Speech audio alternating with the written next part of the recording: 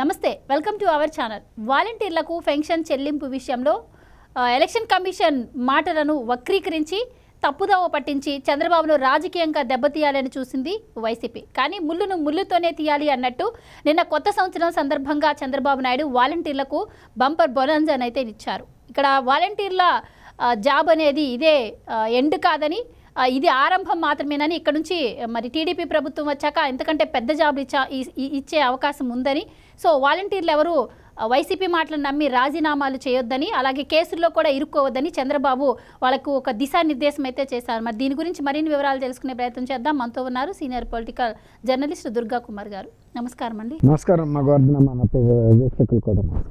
So ఇప్పటి వరకు వాలంటీర్ల గురించి ఎంత రచ్చ జరుగుతుందో మనకు తెలుసు ఆంధ్రప్రదేశ్లో.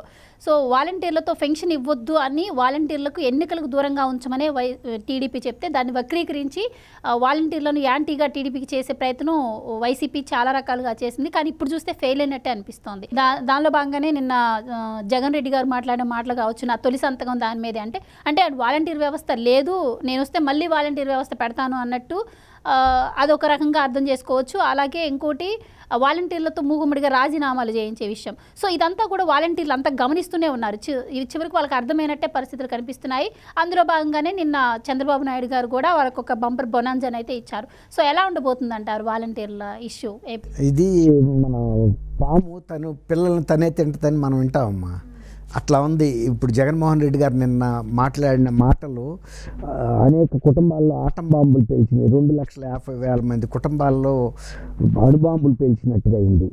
అసలు మామూలుగా కూడా సానుభూతి ఉండి వాలంటీర్స్ అంటే పాపం చాలా చిన్న శాలరీకి చేస్తున్నారు, వాళ్ళు ఏమి ఆ జీవితంలో సంపాదించింది లేదు, సాధించింది లేదని. అలాంటి పరిస్థితుల్లో ఆయన సడన్గా ఎందుకన్నాడో అధికారంలోకి వచ్చిన తర్వాత నేను వాలంటీర్ల పునర్నియామకం మీద సంతకం పెడతానన్నాడు. అసలు వాలంటీర్లు రద్దు ఎక్కడయ్యారు? 1-2 సార్లు వీళ్ళు మూకుమ్మడి రాజీనామా చేయించి వాళ్ళ పార్టీ ప్రచారానికి ఉపయోగించుకోవటానికి చేశారు, కానీ మిగిలిన అన్ని సార్లు జరగలేదు. తర్వాత ఇంకోటి ఏంటంటే ఆయన మంచో చెడో ఒక వ్యవస్థ పెట్టినప్పుడు అది వాలంటీర్లని జగన్మోహన్ రెడ్డి మనుషులుగా చూడకూడదు. 2,50,000 కుటుంబాలు కనపడుతున్నాయి మనకు అక్కడ. అది మన రాష్ట్రాన్ని, మన ప్రజలు, మన బిడ్డలు, వాళ్ళని చూసుకోవాల్సిన బాధ్యత ఏ రాజకీయ పార్టీకైనా ఉంటుంది. అంతేగాని పార్టీ మారిపోగానే గతంలో చేసిన అన్నా క్యాంటీన్లు తీసేస్తాం అన్నట్టుగా ఉండకూడదు కదా. ఇప్పుడు అన్నా క్యాంటీన్లు కూడా ఎన్నో లక్షల మంది పేద ప్రజలకి అన్నం పెట్టే వ్యవస్థ అది రాగానే గత ప్రభుత్వం పెట్టిందని తీసేస్తే నష్టపడింది ఎవరు? గత ప్రభుత్వంలో ఉన్న పరిపాలకులా? మన ప్రజలే కదా. వాళ్ళు కూడా మన పాకిస్తాన్ నుంచి వచ్చి తిన్నారా, చైనా నుంచి తిన్నారా వాళ్ళంతా? అట్లాగే ఇప్పుడు ఈ బిడ్డలు కూడా వాలంటీర్లు మన వాళ్ళే. కాబట్టి 2,50,000 కుటుంబాలని ఒక్కసారిగా నిరుద్యోగంలోకి నెట్టకూడదు కదా, వాళ్ళ జీవితాన్ని ఒక అయోమయంలోకి. అందుకని చంద్రబాబు నాయుడు గారు చెప్పారు, నిన్న ఉగాది కానుకగా చెప్పేశాడు, నేను కనుక వచ్చిన తర్వాత వాలంటీర్లని ఎవరిని మనం తీసేయము, అట్లని మీరు ఎవరు మూకుమ్మడి రాజీనామాలు చేయాల్సిన అవసరం లేదు, మీకు 10,000 అయితే కనీసంగా నేను ఇస్తాము, తర్వాత మీతో ఇంకా పార్టీ ప్రచారం కూడా చేయించుకోనని చెప్పాడు. ఇప్పుడైతే వైఎస్ఆర్సీపీకి మీరు ఒక తాబేదారులాగా పనిచేయాలి, ఒక కట్టు బానిసల్లాగా, అది కూడా అక్కర్లేదు. మీరు స్వేచ్ఛగా మీ ఉద్యోగం మీరు చేసుకోండి, ప్రభుత్వ పథకాలని ప్రజలకు తెలియజేయటం, ఆ అవసరాలను ప్రభుత్వానికి ఒక సంధానకర్తలుగా ఉండండి, నా ప్రచారం కూడా చేయకర్లా, మీరు మీ ఏ పార్టీ ఉంటే ఆ పార్టీ ఉండండి, అది కూడా ఏం బాధ లేదని చెప్పాడు. అట్లాంటప్పుడు అది కానీ ఒక పరిపాలకుడు చేయదగ్గ పని ఒక పాలిగాడిలాగా ఉండకూడదు, కక్ష సాధింపుగా. పాలకుడికి పాలిగాడికి తేడా అదే. ఆయన కూడా ఏమన్నాడు, పీకే ప్రశాంత్ కిషోరు, ఈ జగన్మోహన్ రెడ్డి గారు ఒక ప్రొవైడర్, అంటే వాళ్ళకేదో భిక్ష వేస్తున్నాను అనే ఒక తీరులో ఉన్నాడు, కానీ పాలకుడిగా నేను రాజ్యం అంతా కూడా సమృద్ధిగా అన్నీ సాధిస్తాను, ఉద్యోగాలు లేకపోతే ఉపాధి కల్పిస్తాను, అభివృద్ధి చేస్తాం అన్నది ఆ మానసిక స్థితికి ఎదగలేకపోయాడు అన్నాడు. అట్లాగే ఇప్పుడు కూడా తన పరిస్థితి అట్లాగే ఉంది. వాళ్ళతో జోతం ఆడుతున్నాడు, నేను వచ్చి సంతకం పెడతానంటే వాళ్ళు రద్దు అయిపోయినట్టు. కానీ రద్దు అయ్యే ప్రశ్న లేదు. ఒక వ్యవస్థ పెట్టిన తర్వాత ఏ ప్రభుత్వం పెట్టినా కూడా తర్వాత వచ్చే ప్రభుత్వాలు వాటిని ఇంకా ఏదైనా మెరుగుపరచుకోవాలి, వాటిని బాగా ఉపయోగించుకోవాలి. ఇప్పుడు ఈయన సపోజ్ అన్నా క్యాంటీన్లు తీసాడు, అన్నా క్యాంటీన్లు ఇంకా కొంచెం గంట సేపు ఎక్కువ పెట్టు నువ్వు, లేకపోతే ఇంకొక కూర ఎక్కువ పెట్టు నువ్వు, ఇంకొక మజ్జిగ గ్లాస్ ఎక్కువ ఇవ్వు, అది కానీ సంక్షేమం అంటే అసలు కూడే తీసేయటం, నోటికాడ కూడి తీసేస్తే ఏం సంక్షేమం? ఆయన చెప్పుకుంటున్నాడు కదా నాది సంక్షేమ ప్రభుత్వం అని. సంక్షేమ ప్రభుత్వాన్ని చెప్పుకునే నైతిక హక్కు కూడా లేదు ఇవాళ. మీరు అన్నట్టు వాలంటీర్లకు 10,000 పెంచుతామని ఎప్పుడైతే చంద్రబాబు 10,000 చేస్తామని చెప్పి చంద్రబాబు ఎప్పుడైతే చెప్పారో దీన్ని కూడా మళ్ళీ తప్పుదోవ పట్టించేందుకు ఈ పేర్ని నాని కావచ్చు వీళ్ళందరూ బయటకు వచ్చి మాట్లాడుతూ ఉన్నారు. అంటే ఇప్పుడు చూసారా, మొన్నటి వరకు వాలంటీర్ వ్యవస్థను వ్యతిరేకించారు. ఇప్పుడు ఆ వాలంటీర్ వ్యవస్థ గొప్పతనం గురించి తెలుసుకొని ఇట్లా వాళ్ళని మచ్చగ చేసుకునేందుకు చంద్రబాబు ఇలా మాట్లాడుతున్నారు అని చెప్పి. సో ఎలా చూడొచ్చు అంటారు? అంటే చంద్రబాబు గారు మీరు అన్నట్టు వాలంటీర్ వ్యవస్థ గురించి ఎప్పుడూ తప్పుపట్టలేదు. అంటే ఒక వ్యవస్థను ఏర్పాటు చేయడం గొప్ప కాదు, ఆ వ్యవస్థను ఎలా సక్రమంగా వాడుకోవాలో అది ముఖ్యము అని చెప్పి తెలుసుకోలేకపోతుంది వైసీపీ అంటున్నారు. సో మీరేం చెప్తారు? ఇప్పుడు వాలంటీర్ వ్యవస్థలో జరిగే లోపాలని తప్పు పట్టాలి. ఇప్పుడు వాళ్ళు ప్రభుత్వ సొమ్ము తీసుకుని పార్టీకి ప్రచారం చేసే విధానం తప్పు. తర్వాత కొంతమంది పట్ల పక్షపాతంగా వ్యవహరించడం తప్పు. ఎవరైతే అందరినీ సమానంగా చూడాలి, ఆ 50 ఇళ్లలో ఎవరికైతే ఇన్ఛార్జిగా ఇచ్చారో వాళ్ళు ఏ పార్టీ వాడన్నా ఉండి, సపోజ్ ఆ పార్టీ వాళ్ళ అర్హతను బట్టి, వాళ్ళ కుటుంబ అర్హతను బట్టి ఇవ్వాలి. అట్లా వాళ్ళ పట్ల వివక్ష చూపించడం తప్పు. కానీ తర్వాత ఇంకోటి, ఇప్పుడు వాళ్ళు కేవలం కొన్ని పరిమితమైన పనులు చేస్తున్నారు, ఇంకా వాళ్ళని విస్తృతమైన పనులు చేయించుకుని 10,000 జీతం ఇప్పుడు 5,000 ఇవ్వటమే తప్పన్న అంటున్నారు కదా వాళ్ళు. నిజమే, 5,000 అటు ఇటు సాలని పరిస్థితే, వాళ్ళకి ఏ మూతికి తడుపుకోవడానికి కూడా చాలు. అట్లాగని 10,000 ఇచ్చి ఇంకా కొంత వాళ్ళని ఇంకా వివిధ రంగాల పనులు చేయించుకుని 10,000 ఇచ్చవచ్చు. ఇంకా కూడా వాళ్ళు ఉపయోగకరంగా ఉంటూ ఇంకొక 5,000 ఇచ్చినా కూడా తప్పులేదు. 15,000 వాళ్ళు మన బిడ్డలే, ఆ ఊళ్ళోనే ఖర్చు పెడతారు. ఆ 15,000 వాడు తీసుకెళ్ళి స్విస్ బ్యాంకులో వేయడు, లేకపోతే తీసుకెళ్ళి ఎక్కడో బినామీ పేర్ల మీద ఆస్తులు కొనలేడు, ఆ ఊళ్ళోనే ఖర్చు పెడతాడు కదా. పెట్టినప్పుడు అందరికీ సమానంగా పంపిణీ జరుగుతుంది కదా డబ్బు. కాబట్టి అంత భయపడాల్సిన అవసరం ఏం లేదు. ఇప్పుడు చంద్రబాబు నాయుడు గారు సంపద సృష్టించి ఖర్చు పెట్టే వ్యక్తి కాబట్టి ఒకవేళ వీళ్ళ ద్వారా ఎక్కువ వర్క్ ఎక్స్ట్రాక్ట్ చేసి వాళ్ళ ద్వారా ప్రజలకు ఎక్కువ మేలు జరిగేటట్టు చేసి ఆ డబ్బులే వాళ్ళకి ఇస్తాడు. ఎవరికైతే మేలు జరుగుతుందో ఆ రూపేణా డబ్బులు అందిస్తాడు తప్ప ఇట్లాంటి సంకుచితమైనటువంటి ఆలోచన విధానం తప్పు అది ఆయనది. కాబట్టి ఇంకోటి ఏంటంటే, ఇప్పుడు వాళ్ళు ధైర్యంగా ఉండాల్సిన విషయం, రేపు చంద్రబాబు నాయుడు గారు లాంటి వాళ్ళు వస్తే పారిశ్రామికంగా కానీ లేకపోతే వాణిజ్య రంగంలో కానీ అభివృద్ధి జరిగి వీళ్ళ ఉపాధి అవకాశాలు పెరుగుతాయి. ఎందుకంటే ఆల్రెడీ కొంత ట్రైనింగ్ అయ్యారు వీళ్ళు, వాలంటీర్లుగా ఒక క్రమశిక్షణ నేర్చుకున్నారు. ఇళ్ళకి వెళ్ళటం, ప్రభుత్వం నుంచి ఎట్లా ఏ పనులు చేయాలి, కొంత వ్యవహార దక్షత అనేది వచ్చింది. ఈ వ్యవహార దక్షత వాళ్ళు రేపు వాళ్ళ ప్రాంతంలో ఏర్పడే పరిశ్రమల్లో కూడా నేను ఇంతకుముందు పలానా సాట వాలంటీర్గా చేశానని చెప్తే వాళ్ళు కూడా ఏ సూపర్వైజర్ ఉద్యోగాలు అలాంటివి ఇస్తారు.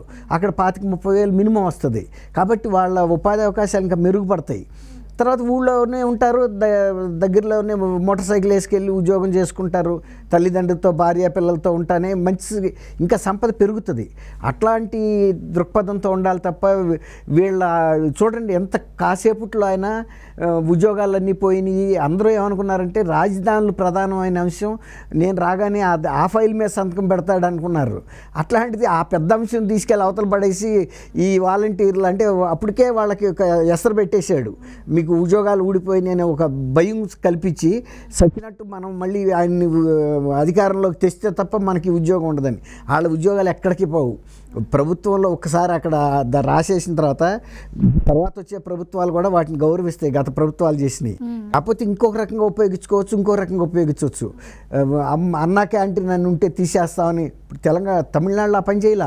అమ్మ క్యాంటీన్ అని ఉంటే ఇంకా కొంచెం పెద్ద బోర్డులు రాయించారు, ఇంకా 3 పక్కలు కనబడేటట్టు ఎక్కువ మందికి చూసి భోజనానికి రావాలని. తర్వాత జయలలిత గారు పెట్టింది కాబట్టి ఆ కీర్తి ఆమెకు దక్కాలని అట్టా చూస్తారు.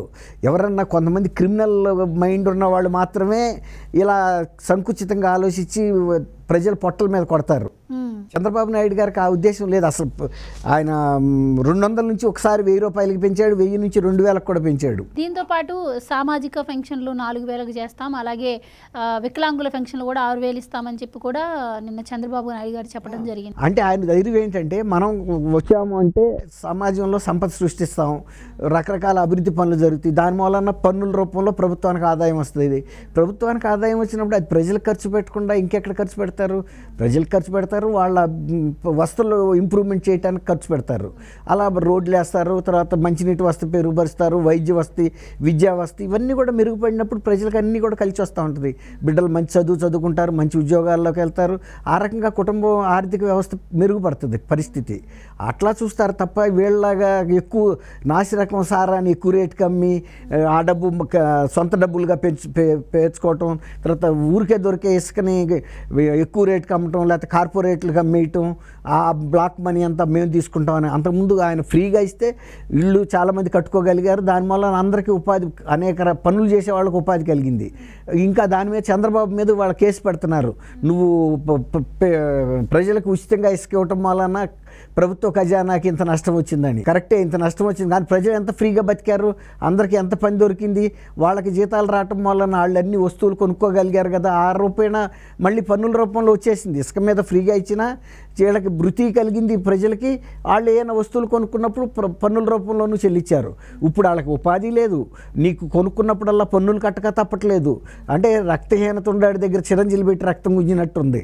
అసలే పని లేక ఆడు చచ్చిపోతుంటే వాడు వెళ్ళి ఏది కొనుక్కోవాలన్నా, బజార్లో నూనె కొనాలన్నా, సబ్బు కొనాలన్నా, ఏది కొనుక్కోవాలన్నా కూడా, బియ్యం కొనాలన్నా ట్యాక్స్ అయితే తప్పట్లేదు కదా. కాబట్టి జగన్మోహన్ రెడ్డి గారు ఈ వాలంటరీ వ్యవస్థతో ఇంత ఆటగదరా శివ, ఆటగద అన్నట్టు ఆడుకుంటున్నాడంటే అసలు ఎవరు ఊహించలేకపోయారు.